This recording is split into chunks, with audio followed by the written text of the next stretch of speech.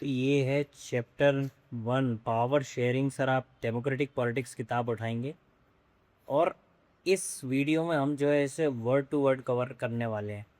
बहुत बढ़िया चैप्टर है। मैं पहले से छोटी सी कहानी सुनाता हूँ, उसके बाद आपको वर्ड टू वर्ड ये समझाता हूँ, ठीक है। एक व्यक्ति हुआ करते थे आज से 500 साल पहले, जिनका नाम था राजा राम। और इनके पास करीब 600 एकड़ ज़मीन थी, ठीक है। उसके बाद 600 गोल्ड बिस्किट थे, है ना। और उसके बाद 6 ट्रैक्टर थे।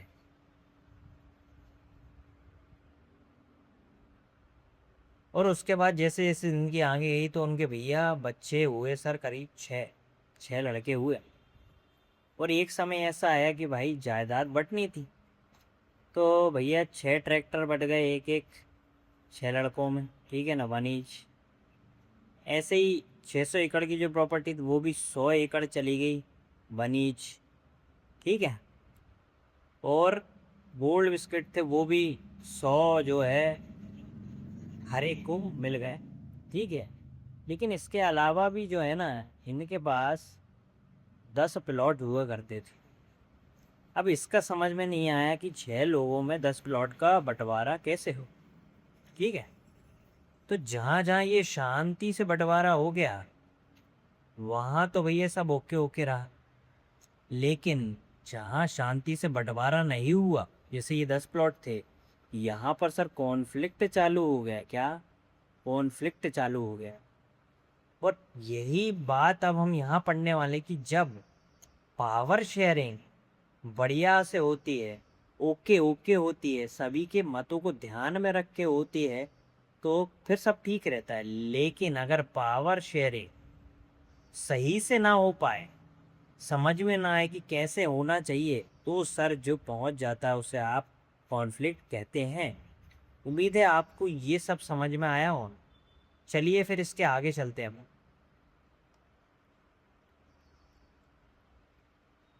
अब जैसे ये वाले चैप्टर में जहाँ एक तरफ राजा राम हुआ करते थे और फिर उसके बच्चे थे, उसकी जगह अब ये 2 कंट्रीज आ चुकी। बच्चे की जगह जो है, ये राजा राम की जगह अब 2 कंट्रीज है सर। एक है बेल्जियम और एक ये है भैया श्रीलंका, है ना। श्रीलंका आपको पता होगा, जैसे ही आप हमारे इंडिया जो है, इंडिया के साउथ में जैसे ही पहुँचोगे सर, वहाँ सर आप जो देखने को मिलेगी वो कंट्री है सर श्रीलंका। वहीं बेल्जियम सर आपको मिलेगी यूरोप में। कहाँ? सर यूरोप में जाइए और आसपास इसके कंट्रीज़ है सर, आपको जैसे कि नेदरलैंड्स देखने को मिलेगी, ठीक है। उसके बाद जर्मनी एक तरफ देखने को मिल जाएंगी, ठीक है। अब पहली बात जो याद रखना कि भैया बेल्जियम, सीधा सीधा रखिए, Belgium is a small country in Europe में, एक बहुत छोटी कंट्री, समझे। और इतनी छोटी है कि भैया आप हरियाणा को उठा लीजिए कंपैरिजन में, तो हरियाणा जो है आपको बड़ा लगेगा as compare to Belgium. Belgium ने एक छोटी सी कंट्री है, ये है सर आपकी बेल्जियम, ठीक है। It has border with France, Netherlands, Germany, ये और लुक्सेमबर्ग। ये 4 कंट्रीज हैं जिसके कारण वो बॉर्डर शेयर करती है। और बेल्जियम की पॉपुलेशन है 1 करोड़ के आसपास। कितनी? 1 करोड़ की population, about half the population of Haryana. जितनी हरियाणा की, मान लो हरियाणा की 2 करोड़ है, तो भैया बेल्जियम एक कंट्री जो है ना, उसकी मात्र भैया 1 करोड़ ही है, 1 करोड़, ठीक है ना। The ethnic composition of small country is very complex. Ethnic composition भैया बहुत जटिल है। एथनिक मतलब जो आपने राजा राम के 6 बच्चे देखे थे ना, वहीं बेल्जियम के अंदर जो लोग रह रहे हैं उनमें भैया भांति भांति के भाषा बोलने वाले, भाषा डिफरेंट, ठीक है। उसके बाद उनका कल्चर अलग अलग वाले डिफरेंट मिलेंगे। तो ये जो मैं बात कर रहा हूँ कि कल्चर डिफरेंट है, भाषा डिफरेंट है, वो जो रिलीजन को मानते होंगे, जो धर्म मानते होंगे, वो डिफरेंट है सर। इस सब को आप क्या कहते हैं? Ethnic composition. क्या बोलते हैं? एथनिक कंपोजिशन, ठीक है। और मैं बता दूं सबसे बड़ी बात, एक क्वेश्चन आएगा कि भाई एथनिक कंपोजिशन के बारे में बताइए बेल्जियम के, तो आपको लिखना होगा कि कंट्री की टोटल पॉपुलेशन में से जो 59% जो है ना, वो भैया फ्लेमिश रीजन में रहते हैं। कौन से रीजन में? फ्लेमिश। और बाकी के जो हैं सर डच लैंग्वेज बोलते हैं, यही मतलब 59% लोग डच लैंग्वेज बोलते हैं, जबकि 40% लोग जो है ना वलोनिया रीजन में रहते हैं। कहाँ? वलोनिया रीजन। अभी नीचे वाला ये जो मैप आने वाला है ना, ये जो मैप है, इसमें आप समझेंगे कि वलोनिया कौन सा रीजन है। ये जो रेड से पूरा आपको दिख रहा है ना, ये सर वलोनिया रीजन है। जबकि ऊपर वाला जो रीजन है ये सर फ्लेमिश रीजन है। ये जो येलो वाला है ना, यहाँ सर 59% है, वो भी डच स्पीकिंग। क्या बोलते हैं वो? डच बोलते हैं। जबकि यहाँ पर जो है ना, ये जो रेड एरिया है सर, ये बोलने वाले हैं सर फ्रेंच बोलते हैं। ठीक है। और ये जो जो आपको लाइनिंग दिख रही है, ये वाले जो ये पर्टिकुलर एरिया, ये जर्मन बोलते हैं। कौन सी भाषा? जर्मन। तो इस तरीके से अपन ये चैप्टर में आगे चलते हैं और अपन को देखने को मिलेगा कि ज़्यादातर मेजोरिटी मतलब ज़्यादा बोलने वाले हैं अपने डच, और कम बोलने वाले हैं सर फ्रेंच। वही आगे चलते कि इन कैपिटल सिटी ब्रुसेल्स, जबकि ब्रुसेल जो कैपिटल सिटी है उसमें 80% लोग जो बोलते हैं वो बोलते हैं सर आपकी फ्रेंच भाषा, जबकि 20% लोग डच स्पीकिंग हैं। 20% लोग डच स्पीकिंग है। इस पूरी कहानी का मैं अर्थ थोड़ा सा आपको समझा देता हूँ। क्या? कि आप कहेंगे कि यार ये 80% कैसे आ गए फ्रेंच में? तो मैं एग्जाम्पल के तौर पर बताता हूँ। मान लो कि 20 लोग रहते हैं पूरे बेल्जियम में, ठीक है ना? तो ओवरऑल जब आप देखेंगे तो भैया इनमें से 60% मतलब 12 लोग जो है क्या बोलते हैं सर? डच। ठीक है। जबकि 8 लोग के अप्रोक्स बोलेंगे सर फ्रेंच, है ना? और उसकी कैपिटल में चले जाओ, कैपिटल में जैसे जाओगे ब्रूसेल में, तो आपको ये देखने को मिलेगा कि ये फ्रेंच जो 8 लोग बोल रहे हैं उनमें से 6 लोग रहते हैं सर काय में? ब्रूसेल में। और ये जो 12 लोग जो डच बोलते थे ना, इनमें से सर मात्र 2 ही लोग रह रहे हैं ब्रूसेल्स में। समझ में आया? तो इस तरीके से फ्रेंच यहाँ मेजोरिटी बोलने वाले फ्रेंच हो गए, लेकिन जो कम बोलते हैं वो डच रह गए। ठीक है। आगे, the minority French speaking community was relatively rich. एक और चीज़ है सर, ये जो फ्रेंच बोलने वाले थे ना सर, ये ज़्यादा रिच और पावरफुल थे। समझे? दिस वॉज रिजेंटेड मतलब ये पसंद नहीं आता था किसको? डच बोलने वालों को, कि हम इतने ज़्यादा हैं फिर भी हमें जो है बिल्कुल फैसिलिटीज़ नहीं है, हम रिच नहीं हैं, हमें दिक्कतें हैं। और मैं बता दूं कि इनको इकोनॉमिक डेवलपमेंट और एजुकेशन, पढ़ाई लिखाई, और जो इन्होंने प्रॉपर्टी बनाई होगी इनकी, या धंधे पानी बनाए होंगे, ये भी इनको बहुत बाद में मिले। ठीक है। फिर आगे यही कारण था भैया यहाँ डच और स्पीकिंग और फ्रेंच स्पीकिंग के बीच में टेंशन का, कि फ्रेंच वालों को जो है पहले ही पूरी इकोनॉमिक प्रॉस्पेरिटी मिल गई, लेकिन डच वालों को नहीं मिली। The tension between the two communities was more acute in Brussels. समझ में आ रहा है? और ज़्यादा टेंशन भैया कहाँ थी? उसके ब्रूसेल्स नामक कैपिटल में। Brussel presented a special problem थी। क्या? कि डच पीपल जो है, जो पूरे देश में मेजोरिटी, मतलब जो 20 लोग हैं, 20 मतलब एग्जाम्पल के तौर पे, तो मेजोरिटी जो लोग हैं ना पूरे देश में, तो ये मेजोरिटी में, लेकिन ब्रूसेल्स में मात्र गिनती के 2 ही लोग रहते हैं एग्जाम्पल के तौर पे। कितने? 2। समझे? बहुत कम लोग रहते हैं। Let us compare to this. अब यही सिचुएशन आती है सर श्रीलंका। श्रीलंका एक आइलैंड नेशन है। क्या है भैया? आइलैंड। ठीक है ना? आइलैंड मतलब जो 3 तरफ से पानी से घिरा होता। Just a few kilometre off the southern coast of Tamil Nadu. Sir ये भारत का तमिलनाडु राज्य का ये कोस्ट, समझ में आ रहा है? इसी के साउथ में जाएंगे तो यहाँ पर जो मिलेगा सर, ये है आपका श्रीलंका। क्या है ये? श्रीलंका। क्या है? श्रीलंका। ठीक है ना? और सेम मतलब बिल्कुल साइज जो है सेम हरियाणा जैसे ही मिले। Like other nation in south Asia region, Sri Lanka has a diverse population. ये श्रीलंका की डाइवर्स पॉपुलेशन है। सबसे पहले श्रीलंका में जो बोलते हैं सिन्हाला, सिन्हाला भाषा वाले लोग हैं सर 74%। तमिल जो बोलते हैं तमिल, वो सर ओवरऑल 18% है। समझ में आ रहा है? और तमिल में भी 2 तमिल हैं। जो पहले से वहाँ रह रहे Tamil natives of country are called Sri Lankan. समझ में आ रहा है? जो पहले से वहाँ रह रहे हैं उनको कहते हैं श्रीलंकन तमिल्स। क्या बोलते हैं, श्रीलंकन तमिल, जो करीब 13% है। और जो रेस्ट और बाकी जो भारत से तमिल लोग गए थे, समझे, भारत से तमिल लोग क्यों गए थे भैया, अंग्रेजों के ज़माने में क्या है, वहाँ प्लांटेशन का काम होता था, चाय कॉफ़ी ये सब लगाए जाते थे। तो उसके लिए जो गए थे भारत से, जो तमिलनाडु से लोग गए थे, वो इंडियन तमिल कहलाते हैं आज की डेट में श्रीलंका में। समझ में आ रहा है? As you see the map, अब इसका मैप आगे की तरफ देखने मिलेगा श्रीलंकन तमिल्स का। तो मैप दिखा देता हूँ मैं, 1 मिनट रुको, मैप देखना ज़रूरी है। कि ये देखिए सर, ये जो येलो वाला रीजन है ना, ये पूरा सिन्हाला लोग रहते हैं यहाँ। कौन? सिन्हाला। जबकि ये वाला जो ये जो रीजन दिख रहा है ना आपको, यहाँ पर रहेंगे आपके श्रीलंकन तमिल, मतलब जो पहले से श्रीलंका में है और तमिल बोल रहे हैं। और इसके आगे जैसे जाएंगे, ये जो येलो येलो पार्ट है ना, ये येलो पार्ट जो दिख रहा है, थोड़ा सा ये सारे पार्ट जो है, ये सारे इंडियन तमिल है। क्या? इंडियन तमिल। तो इस तरीके से यहाँ की मैं इस चीज़ को कहूँगा, ये है श्रीलंका की एथनिक कंपोजिशन। और कल को क्वेश्चन आ जाए कि एथनिक कंपोजिशन और श्रीलंका बताइए, तो ये मैप के थ्रू आप एक्सप्लेन कर सकते हैं।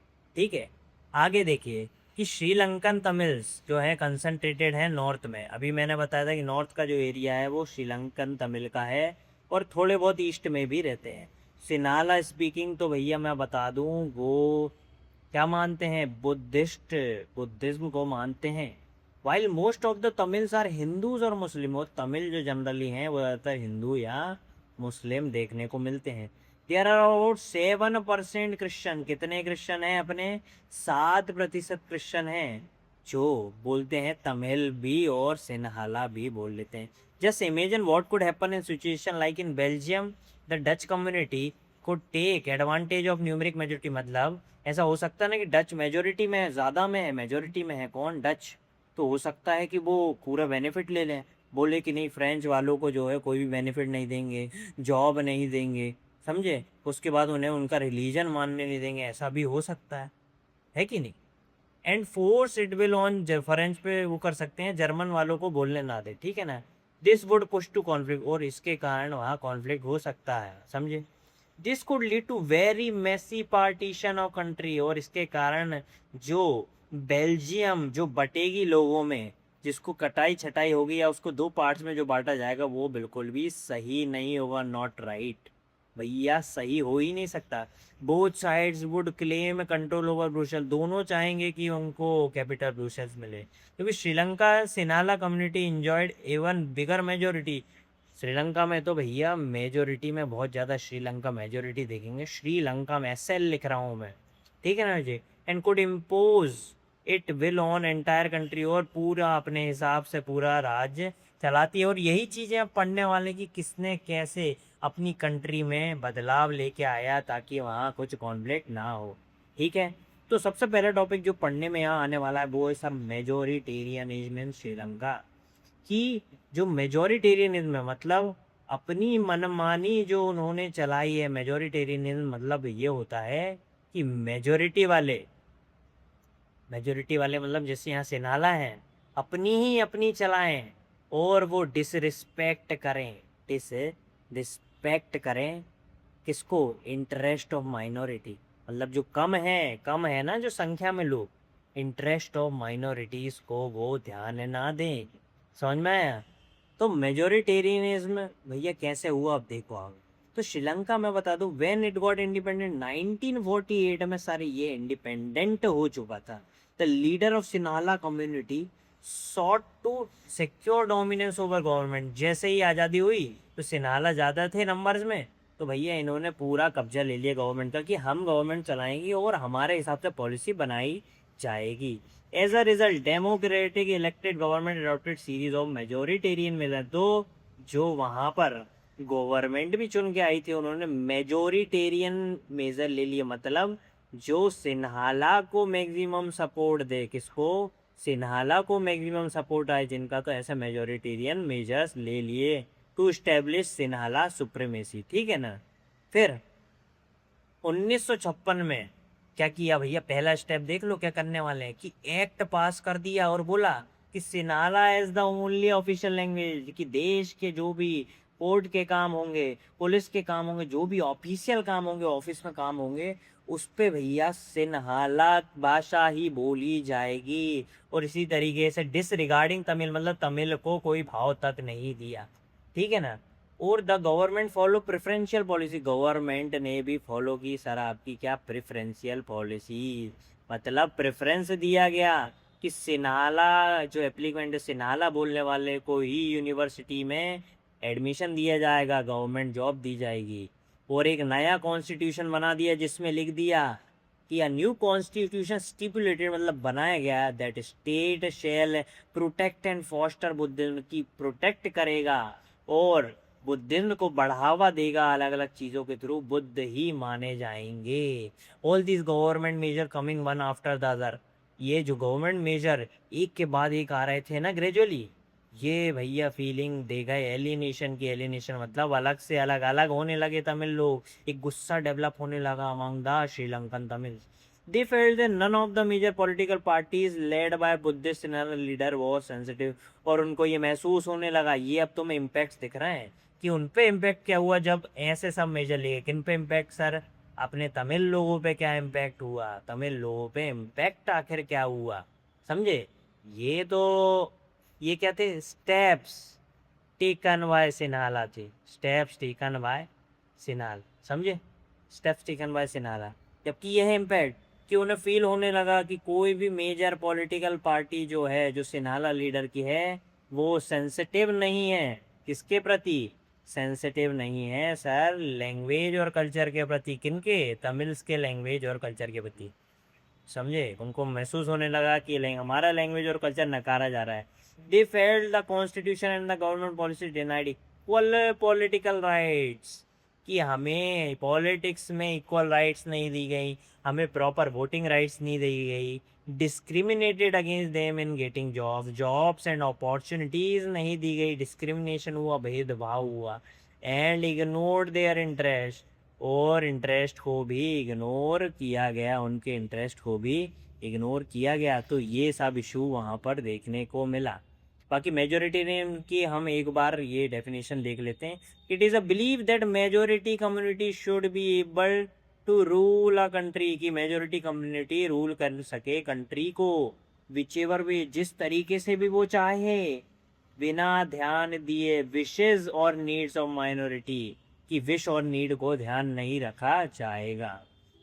और इसी के साथ रिजल्ट क्या हुआ कि सिन्हाला और तमिल के जो रिलेशन है, मतलब ये जो कम्युनिटी थी, दोनों में सर लड़ाई भिड़ाई के आसार बनने लगे। तो फिर श्रीलंकन तमिल अब क्या हुआ, तो अब रिएक्शन देखिए सर, रिएक्शन तो अब पता चलेगा कि क्या रिएक्शन रहा श्रीलंकन तमिल। तो steps taken by Sri Lankan Tamil क्या, कि they launched parties and struggle for recognition of Tamil as official language, कि भैया तमिल ऑफिशियल लैंग्वेज बने, उसके लिए उन्होंने अपनी पॉलिटिकल पार्टी बनाई और स्ट्रगल मतलब प्रोटेस्ट चालू कर दी। For regional autonomy, regional autonomy मतलब वो जहाँ पर रह रहे हैं उन पे उनका पूरा हक होना चाहिए, कि कैसे वहाँ पर चीज़ें बनेंगी, क्या मनाया जाएगा, कौन से त्यौहार मनाए जाएंगे, कौन से रिलीजन को पूजा जाएगा, ये सब उनके हाथ में आना चाहिए। साथ ही साथ उन्हें इक्वालिटी ऑफ अपॉर्चुनिटी की भी मांग करने लगे कि भैया हमें भी पढ़ाई करने का पूरा हक है, हमें भी जॉब्स का पूरा हक है। But the demand for more autonomy to province populated by Tamil, but the demand for more autonomy to province populated by Tamil was repeatedly denied. और ये डिमांड लगातार सिन्हाला इग्नोर करते जा रहे थे। और जब आप इतना इग्नोर करते हैं तो सर प्रेशर कुकर की सीटी को इग्नोर करेंगे तो प्रेशर कुकर आपका फट जाएगा। क्या हो जाएगा? फट जाएगा, ठीक है ना। तो यही हुआ इन 1980s भैया। 1980 में क्या हुआ? सेवरल पॉलिटिकल ऑर्गेनाइजेशन वर फॉर्म, बहुत सारे पॉलिटिकल ऑर्गेनाइजेशन बन गए डिमांडिंग इंडिपेंडेंट तमिल एलाम। उनने कहा हमें एक अलग तमिल स्टेट चाहिए, नॉर्दर्न और ईस्टर्न पार्ट को जोड़ के एक अलग ही तमिल स्टेट बना दो, समझे, श्रीलंका का एक पार्ट हमें दे दो। The distrust between the two communities turned into widespread conflict, भैया लंबा चौड़ा कॉन्फ्लिक्ट हो गया और ये जल्द ही सिविल वॉर का रूप ले लिया। सिविल वॉर मतलब जब बाहर लड़ाई हो रही हो तो भैया बाहर इंडिया वर्सेस पाकिस्तान, समझे, लेकिन जब अंदर ही आपके भाई बंधु लड़ने लगे तो उसे ही कहते हैं आप सिविल वॉर। क्या सिविल वॉर, समझे? तो सिविल वॉर हो गया। As a result thousand of people of both communities have been killed, भैया हजारों लोग मर गए। Many families were force to leave the country as refugee, ये सर इम्पैक्ट आया, समझे? मोस्ट लॉस्ट देयर लाइवलीहुड, ये सब अपना जो रिएक्शन दिया तमिल्स ने, उसके कारण ये इम्पैक्ट आए कि उन्हें घर छोड़ना पड़ा, बहुतों ने अपनी लाइफ छोड़ दी। और द सिविल वॉर वो has cost terrible setback to social culture economic life, मतलब वहाँ प्रगति उतनी हुई नहीं, इकोनॉमी सब, मतलब लोग लड़ाई बड़ाई में लग गए थे, फिर कमाने में कौन लगा, कोई नहीं, तो इकोनॉमिक लाइफ भी वहाँ डिस्टर्ब पूरी हो गई। वहीं अब चलते हैं भैया, बेल्जियम की क्या कहानी रही ये जानना बहुत ज़रूरी है, समझे? तो भैया एकोमोडेशन इन बेल्जियम, मतलब बेल्जियम में जो उन्होंने रूल अपनाया है वो है एकोमोडेट करने का। क्या? एकोमोडेट करने का, क्या बोलते हैं, एकोमोडेशन इन बेल्जियम, कि बेल्जियम में सबकी बातें सुनी गई। तो बेल्जियम लीडर जो है बढ़िया, the Belgian leader took a different path, अलग रास्ता अपनाया, ठीक है। They recognize the existence of regional differences, तो उन्होंने भैया रिकॉग्नाइज किया कि हाँ हमारे रीजन में अलग अलग भाषाएं, रीजनल डिफरेंस है। एंड कल्चरल डाइवर्सिटी, हम अलग अलग कल्चर को मानते हैं, कल्चरल डाइवर्सिटीज मतलब बिटवीन 1970 और 1990। तो पहली चीज़ एकोमोडेशन में उन्होंने क्या किया कि रिकॉग्नाइज किया, माना कि रीजनल डिफरेंस है और कल्चरल डाइवर्सिटी है। दूसरी चीज़ उन्होंने क्या की, 1970 से 93 के बीच में अमेंड किया कॉन्स्टिट्यूशन 4 टाइम, 4 बार कर दिया, ताकि कुछ बदलाव ला सकें, ताकि सबकी सुनी जा सके। That would enable everyone to live together within same country, कि सब लोग साथ में रह सके, समझे? तीसरा अरेंजमेंट क्या किया उन्होंने, the arrangement they worked out is different from any other country, अलग ही अरेंजमेंट था, इनोवेटिव था। क्या था? तो ये बेल्जियन मॉडल पे सीधा क्वेश्चन आ जाएगा कि एकोमोडेशन इन बेल्जियम बताइए कि what were the steps taken, steps taken भैया, कि लड़ाई भिड़ाई ना हो, क्या स्टेप लिए गए? तो सुनिए, कॉन्स्टिट्यूशन में पहले उन्होंने क्या किया, constitution prescribe that number of Dutch and French speaking minister shall be equal, कि जो डच बोलते हैं और जो फ्रेंच स्पीकिंग वाले हैं वो सारे मिनिस्टर इक्वल होंगे इन सेंट्रल गवर्नमेंट। जो सेंटर की गवर्नमेंट बनेगी ना, जैसे आज की डेट में हमारी कौन C central government, BJP government है, तो वैसे उनकी भी एक सेंट्रल गवर्नमेंट होगी, उसमें उन्होंने सेंट्रल में डच बोलने वाले और फ्रेंच बोलने वाले मिनिस्टर सेम रखे। सम स्पेशल लॉज रिक्वायर, कि some special laws will require support majority of member from replace, thus no single community candidate. देखिए भैया, उनने कहा कि जब भी कोई बड़ा बदलाव लाया जाएगा तो मेजोरिटी ऑफ मेंबर से सलाह ली जाएगी। ऐसा नहीं होगा कि डच वालों को ही पूछेंगे, समझे, या फिर फ्रेंच वालों को ही पूछेंगे। जो ज़्यादा लोग हो जाएंगे, जो मुद्दे पे सहमति बन जाएगी कि यहाँ से रोड बनना है कि नहीं, उसमें मेजोरिटी ऑफ मेंबर जो बोल देंगे उसी को माना जाएगा। दस नो सिंगल कम्युनिटी, मतलब कोई सिंगल कम्युनिटी डिसीजन यूनिलेटरली नहीं लेगी, समझे? सिंगल कम्युनिटी डिसीजन यूनिलेटरी नहीं रहेगी, मतलब ऐसा नहीं होगा कि डच वालों ने कह दिया कि यहाँ से रोड बने, तो ऐसा कुछ सुना नहीं जाएगा, ठीक है। दूसरा पॉइंट जो रखने वाली बात है कि many power of central government has given to state government, बहुत सारी पावर जो सेंट्रल गवर्नमेंट की थी उन्होंने स्टेट गवर्नमेंट को ट्रांसफ़र की, समझे? Of two reasons of the country, state government मतलब छोटे छोटे जो स्टेट्स में बटा होगा वो वहाँ दी। तो स्टेट गवर्नमेंट नॉट सबऑर्डिनेट, मतलब स्टेट गवर्नमेंट भैया बराबर थी, state S G equal to C G, समझ में आ रहा है, दोनों ही इक्वल, क्योंकि पावर का डिस्ट्रीब्यूशन इक्वल हुआ। फिर ब्रूसेल्स का अलग है भैया, ब्रूसेल्स में क्या किया, both communities have equal representation, दोनों को इक्वल दिए, डच भी और फ्रेंच भी, समझे, ये दोनों को इक्वल दिया। तो तीसरा पॉइंट ये हो गया बेल्जियन मॉडल का कि the French speaking people accepted equal representation, French जो फ्रेंच वाले मैंने बताया था 80% फ्रेंच बोलने वाले रहते थे सर ब्रूसेल में, कहाँ, ब्रूसेल में जो जनता थी 80% फ्रेंच बोलने वाली। तो इनने मान लिया ठीक है इक्वल मिनिस्टरों को, भले हम 80% है लेकिन डच और फ्रेंच के मिनिस्टर इक्वल होंगे, क्यों? क्योंकि Dutch speaking community has accepted equal representation. क्यों भैया, ऐसा क्यों? क्योंकि डच कम्युनिटी ने सेंट्रल गवर्नमेंट में मान लिया है कि भैया सबका इक्वल रिप्रेजेंटेशन होगा, तो हम जो है ब्रूसेल्स में भी मान ले रहा है। और apart from central and state government there were third kind of government, तीसरी गवर्नमेंट भी बनी है भैया यार, जो है कम्युनिटी गवर्नमेंट, जैसे अपने यहाँ पंचायत पंचायत होती है ना, म्यूनिसिपल कॉरपोरेशन वगैरह, तो यहाँ भी सर ऐसी कम्युनिटी गवर्नमेंट बनी हुई थी, ठीक है ना, जो कि हर एक लैंग्वेज के लिए होगी जो काम करेगी। जैसे डच वालों की एक अलग छोटे लेवल पे, फ्रेंच वालों की अलग, जर्मन स्पीकिंग वालों की अलग, समझे, ठीक है ना। This government has the power regarding cultural, educational and language, मतलब जो भी कल्चर फॉलो होता है फ्रेंच के में, जो अपना एजुकेशन कैसा देना है उन्हें, लैंग्वेज कैसी बोलनी है, ये सब पे जो बात करेगी वो रहेगी कम्युनिटी गवर्नमेंट। समझ में आया?